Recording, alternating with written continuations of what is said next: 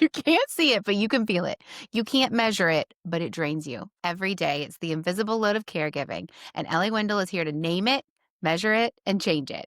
Welcome to the AI Empowered Mom podcast. I'm Sarah, the founder and host of AI Empowered Mom, and we are on a mission to reduce the mental load of caregiving through AI assistance. Today's guest is Ellie Windle, ad tech veteran, mom, and founder of Persist, a company designed to surface the invisible work of caregiving.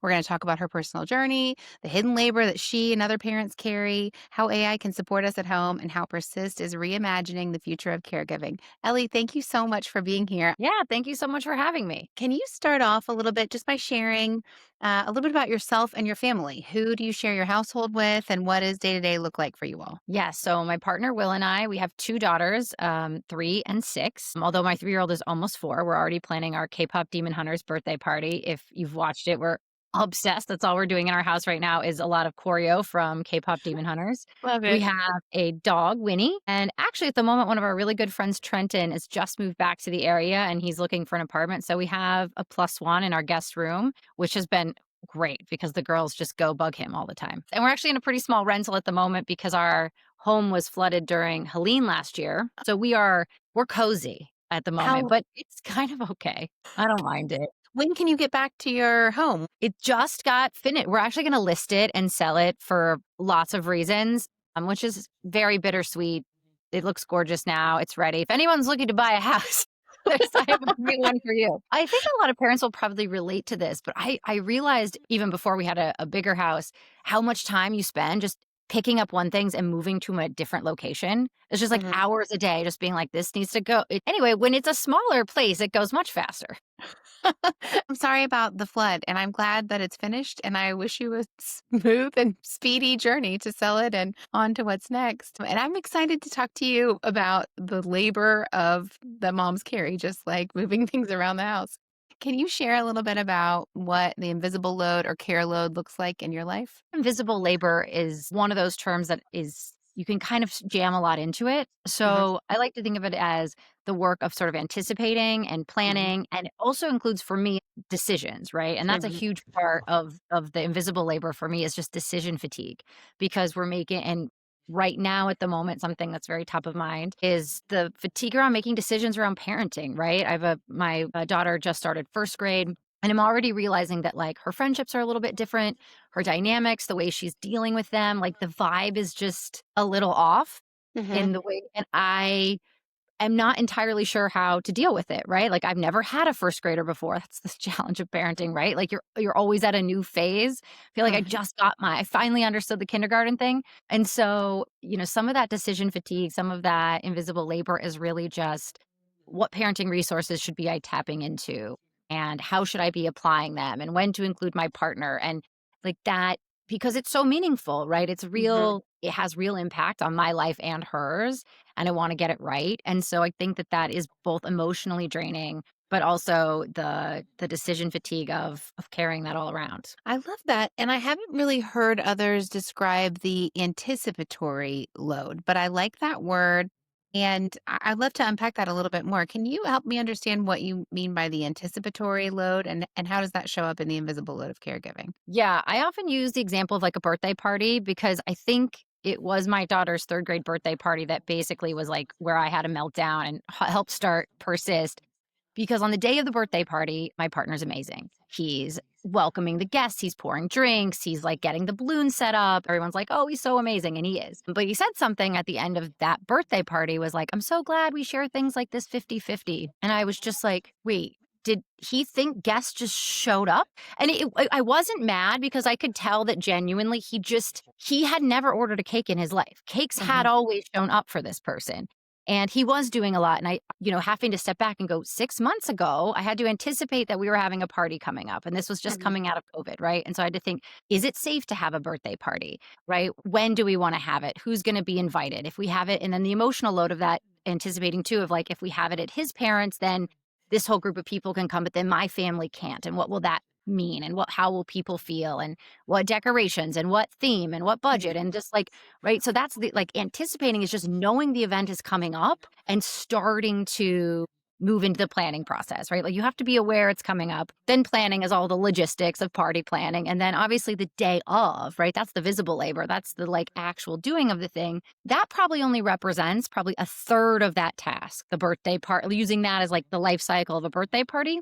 And so if, for instance, your partner is saying, we share the visible work 50-50, Mm. what that might mean is that they are doing 50% of one third of the work. And so, but they may or may not know that, right? And you may not know that. And so you're feeling so overwhelmed, you're feeling so resentful, and you're not sure why, because you're like, he did help at the birthday party and you did unload the dishwasher. And you're just like, but I'm so tired and overwhelmed. And it is Mhm. that like being the person that needs to always anticipate and always plan. And then again, the decision making that you're constantly making as you do those things is the part because it's so invisible. It's really hard to name it, to value it, to share it. It's just a whole lot going on under the surface. What happened next? You said this was one of the moments that led to founding Persist. Where did you go from there? Oh man, it was a series of things. I am from ad tech, and as a founder now, I there's a tool for everything. Like name it, finances, planning, KPIs. Like every time I have a challenge as a founder now, there is an incredible tool that's available for me. But as a mother, as a caregiver, as a partner, my personal life is just as logistically challenging and Mhm. just as important to me. And there's just lacks so many of the tools needed to measure this work, share this work, optimize this work because seasons change and our needs change, our schedules, our capacity changes.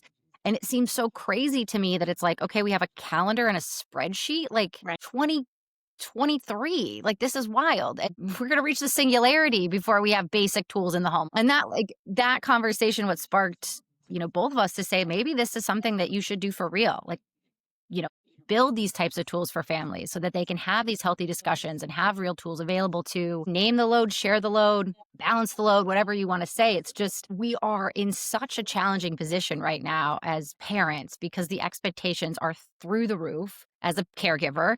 The Mhm. expectations of the way you work and the hours you're expected to work are through the roof. Mhm. And I'm excited to talk about AI. It's the coolest, most exciting thing that's ever happened. I worry about is what we've seen for women is every time we have technical advancement, whether it's like there's a vacuum now, what happened is we didn't reclaim that time. The cleaning standards just went up, Right. right? And we got the internet. And that didn't mean that like suddenly we got to work less. It just meant you're now accessible all the time. Every time we find capacity, we are expected or we make ourselves fill it. So, Mhm. like everything that AI can make our lives better, is that just going to make us fill it with more stuff that we're expected to do, another standard we're expected to meet, right? Well, how does Persist help moms like me do that? First thing is the care load assessment, which is really just directionally understanding what goes into keeping your household functioning today? So Mhm. it's like a series of 75 tasks, and you're basically going to say, oh, this is relevant in my house, or it's not.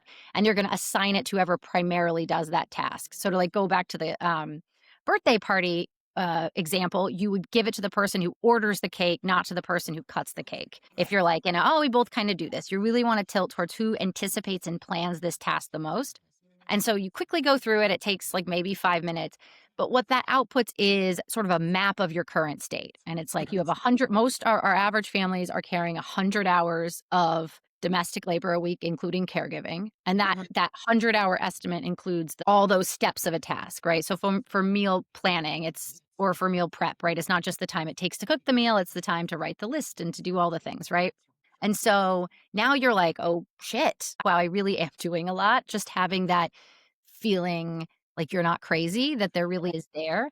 And then you're going to see a rough breakout and our average breakout is 75-25 in heterosexual couples with Mhm. women carrying 75% of the labor, which again is 75 hours a week to 25. And then the other thing you're going to see is your care load score, which is not just how much time you're spending, but how much energy. And that care load score is what takes into account the emotional load, the mental load, how often does this task happen? How flexible is it? Do I hate it? Things like that, right? And so you'll see, like things like taking care of a sick parent, Mhm. right? That has an incredibly high care load score Right. because that is a heavy thing to do. It's very different than checking the mail. So it's not just about I have 5 tasks and you have 5 tasks. It's like how much Mhm. time and energy are those tasks taking? Because what you often see is that women will take even for our couples that are relatively equal in terms of time, the tasks that happen every day and the tasks that have to happen at a specific time almost always are on the woman's plate at the start, which Mhm. means she has so much less autonomy, right? Yeah. Her day is so much more constrained. And that's really hard to articulate or know until you see, like, you can have words to say, like, I can't just hop in the car and go someplace Mm. in the same way that you can, right? So trying to put data in the place of feelings to get people an understanding of like what might be some of the rubs and sort of a current state. So that's one piece that the app does is sort of just like, okay, what does it look like today? And then a series of activities and conversations and tools that sort of say, help you understand where do you want to go to? Because there's no right answer. 100-0 split in a household might be the right answer. So there's no judgment or proselytizing and saying, hey, you're trying to get to this. It's really about where are you trying to go? Do you want to have more time back? Do you want to have more appreciation? Some of our users aren't really able to shift work to their partner's in the military, or their partner travels all the time, or there's real reasons why some things can't shift. But it's, I want to one, be more appreciated. So Look just at the being data. Look at I want to be seen, I think is what is what resonates you with put. me.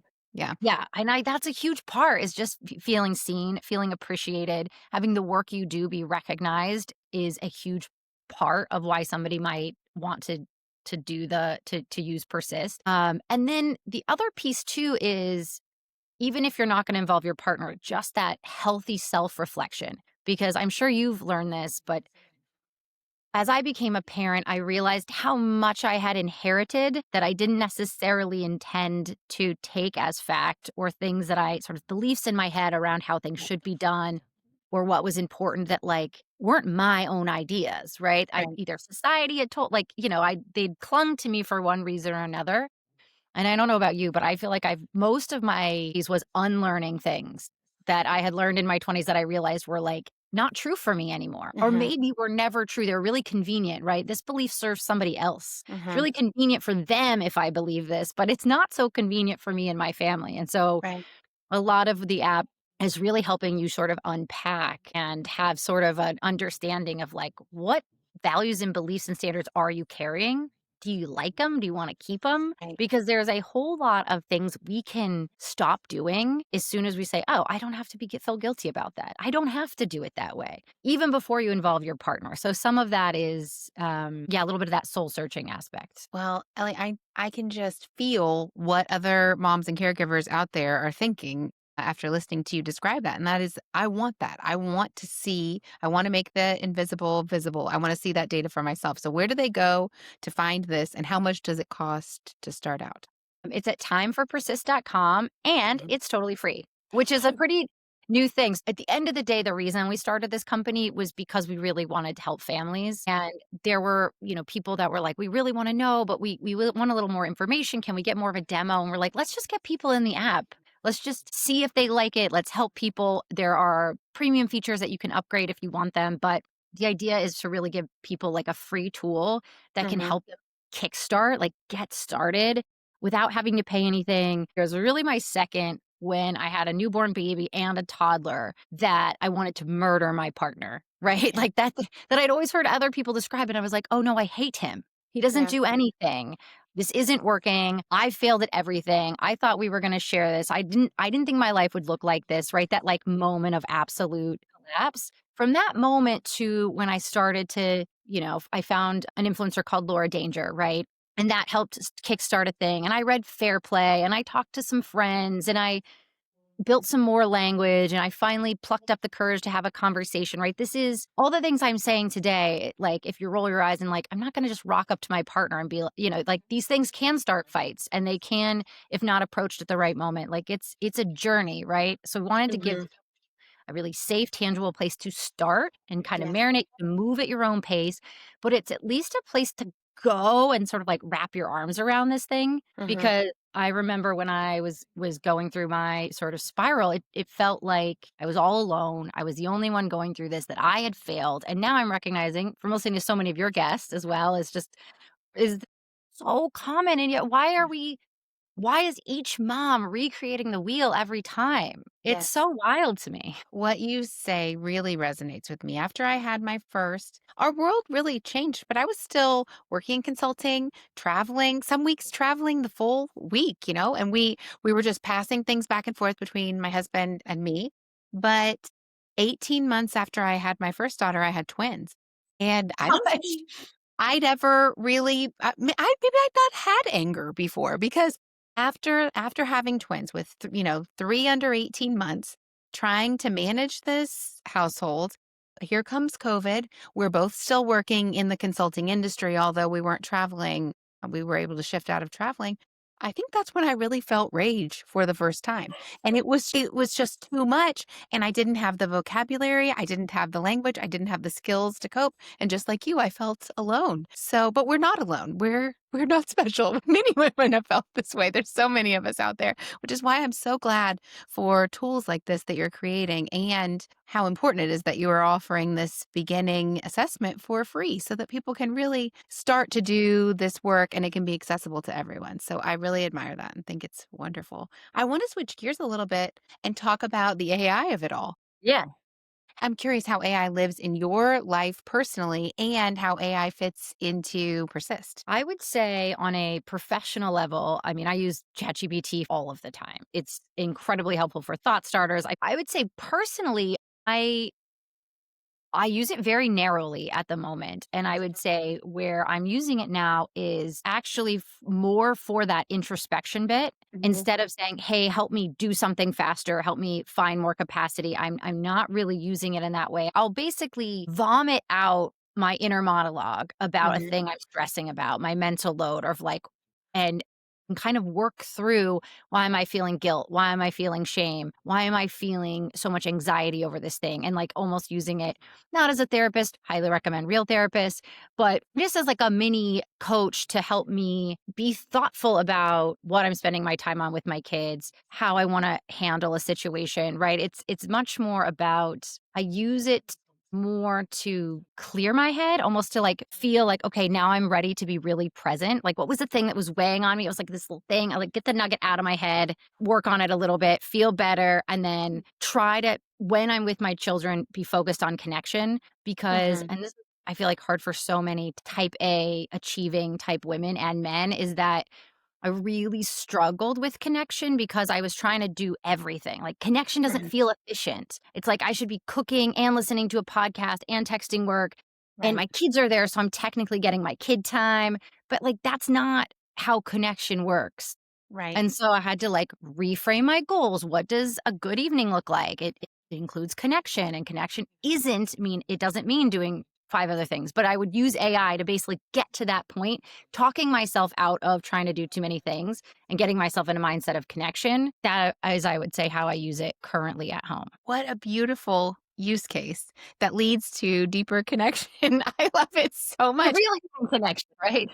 And I want to circle back to what you were saying before about the danger of aiding, creating more space in our day for us to fill with more stuff because you're using AI to create more space in your day to fill with connection. And that's like the gold standard of AI use. So that's wonderful. I really, really admire it. And something else I admire that you shared online that I found to be, it was very vulnerable that you hadn't always been an ally for women in the workplace and that something changed for you. So, would you be willing to share a little bit about that and what changed for you? Yeah, I mean, parenthood, being a mom and realizing I was really dumb. I mean, I would have said I was an ally to women. I think the women I worked with would probably have, said fine in the sense that I really bought into the sort of capitalist, what white men say is successful is success. And I Mhm. really, I got a full ride scholarship to run track. And then I moved to New York City and got a high paying job. And I was really able to thrive in like a male culture because I did love to go golfing and they would invite me. And so I felt like I was a good advocate for women in terms of like encouraging them to like act like a man. Like, come Uh-huh. golfing with us. If they're having drinks, come to drinks. Like, you can do it. And basically didn't realize that I was just saying, hey, thrive within a system that wasn't built for you. Because I Uh-huh. hadn't had kids yet and it was working for me, even though I was a woman. I just didn't see that, like, yeah, I was young, I was playing a very different game, and the advocacy wasn't helpful for a whole lot of women, especially caregivers who are like, "I can't fucking go golfing or go Right. to drinks." In general, I was advocating for them to be in the room, but I did Mhm. not understand what they were going through and the real constraints, and I did not understand how incredibly poorly they were supported and Mhm. how they were essentially being forced to pretend like everything was okay or they would be punished for it, right? This Mhm. terrible cycle that I couldn't see or I refused to see. And I would sort of think in the back of my head, well, maybe they're just lazy or they can't juggle it all or they don't have what it takes. Just like incredibly toxic things that I had inherited from, again, a system that was not designed for working caregivers. Mm. Right. And so I think after I had my first baby, it was like that, it literally like opened my eyes into a totally different world. And I was like, oh, right. That like, Yeah. just wave after wave of realization of what the world was gonna be like now as not a woman, but as a mother, and the dynamics in the workplace shifted so quickly, my ability to do certain things, coming back from mat leave and just being excluded from meetings that I was like, "Wait, it's me." I Right. mean, it's so embarrassing, but I'm sure other women have felt it where you just have the "it won't be me" mentality. I thought, like, yeah, everybody gets a scholarship to an athletic scholarship, like, I'm special. Not everybody gets to move to New York, like, and Mhm. I'm very proud of my accomplishments, but Of course. this ego or this feeling that you're gonna be an exception to what Right. is, I think, a hard and fast rule at the moment in society about what it means to be a primary caregiver and Mhm. woman with sort of a dynamic career, like, that recipe is not designed for success. Like, what you said really resonates with me. What can we do to all be better allies to parents today? One is listen to them, like, Mhm. really listen. I think I didn't, like, maybe with one ear, with fake empathy of like, "Oh, that must be hard," but, like, really attempting to listen and understand, I think, is something I wish I had done more, and I think can especially, like, at your company, the caregivers in your company, how like, because they have even more relevant information because they're doing that within the context of whatever culture and rules your specific company have. So, and I say talk to your partner about shared work, but again, I think my partner and I shared domestic work awesome. I wouldn't that was not an issue with us of like, Mhm. oh, we have inequity and he doesn't think it's his job and it all falls on me. Like that wasn't really true pre-kids. Mhm. So I think it's just sort of like trust those around you that it will change with kids and Yes. be ready to introduce tools Mhm. before it gets to a crisis. And listen to others' lived experience deeply, which is where you started here.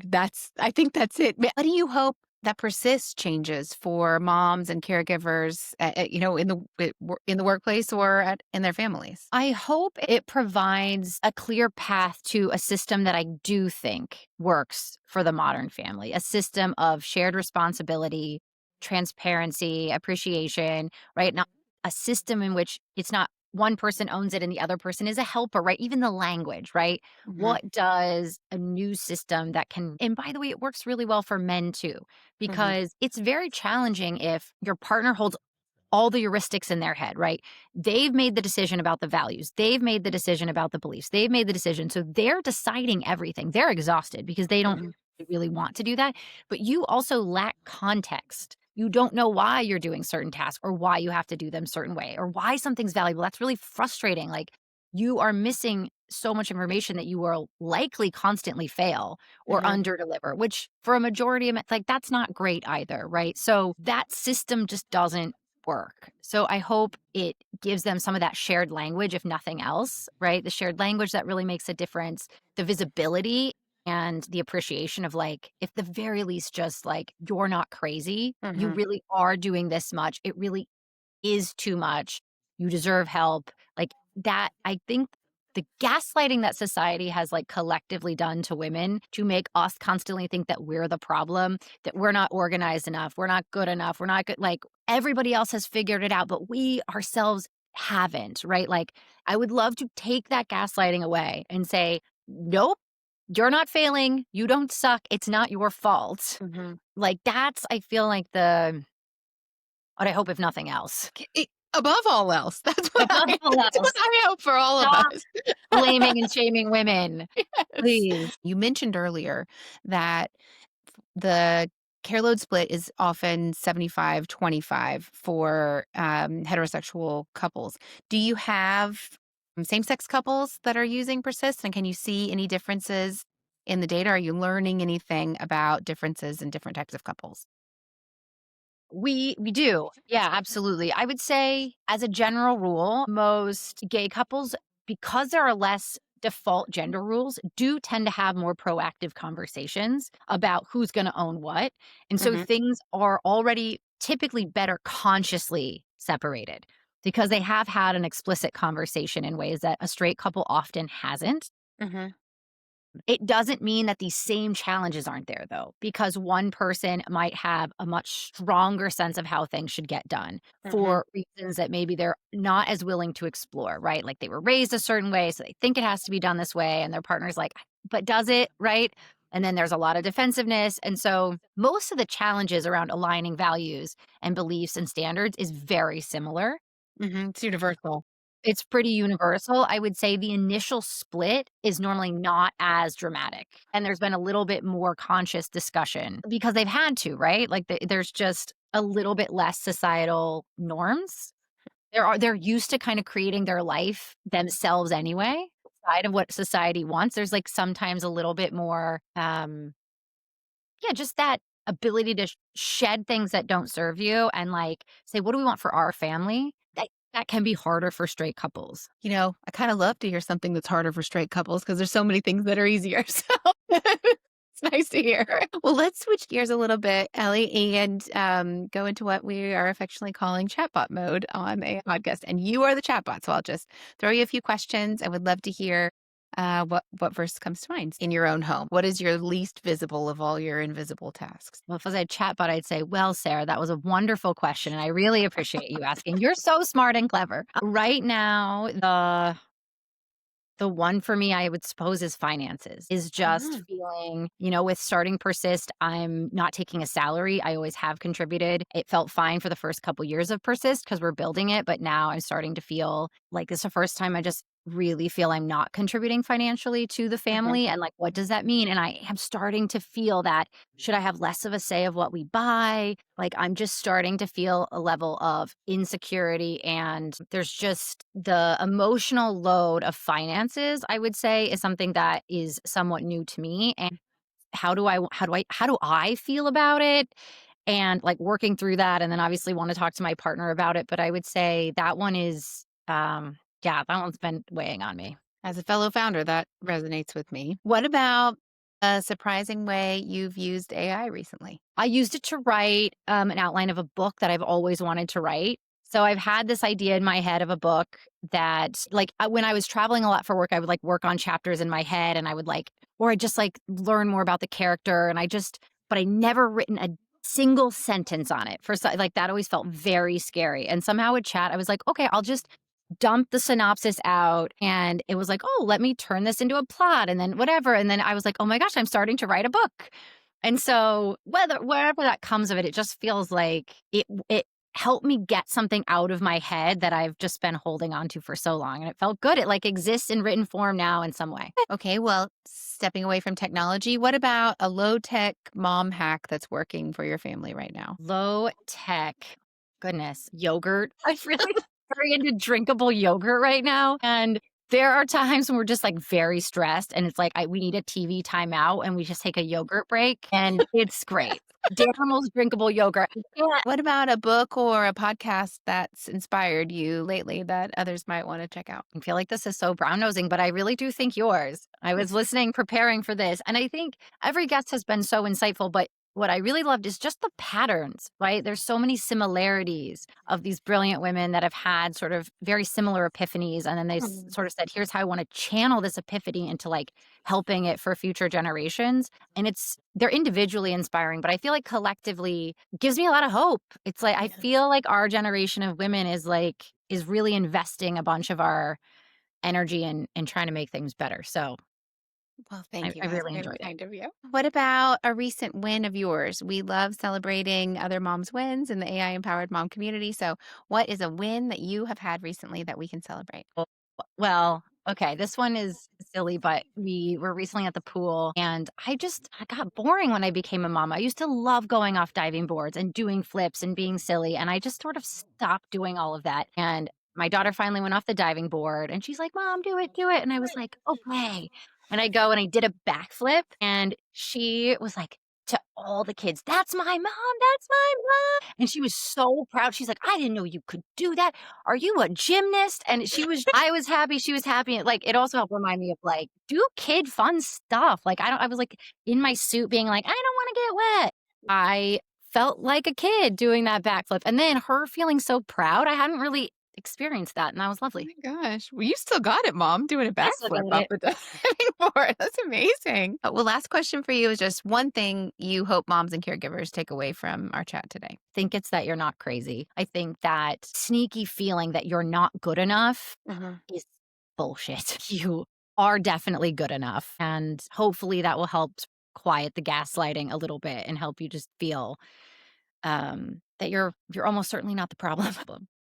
Well, Ellie, thank you so much for being here. I am going to take away that the invisible load is real, but it doesn't have to stay invisible. We can make it visible with tools like Persist and we can ease our mental load a little bit with solutions that can come from AI. I hope together we can help other moms and caregivers lighten the load a little bit. And if folks want to learn more about Persist, as you mentioned, they can visit timeforpersist.com. They can Yep. follow you at Time for Persist on Instagram. And they can check you out on LinkedIn at Ellie Windle, which is Windle on LinkedIn. Moms and caregivers, if you're out there listening and anything struck a chord with you, I love to hear about it. So you can reach me at contact@aiempoweredmom.com or send me a message on Instagram or TikTok, and I'll meet you right back here next time. And Ellie, thank you again for being here so very much.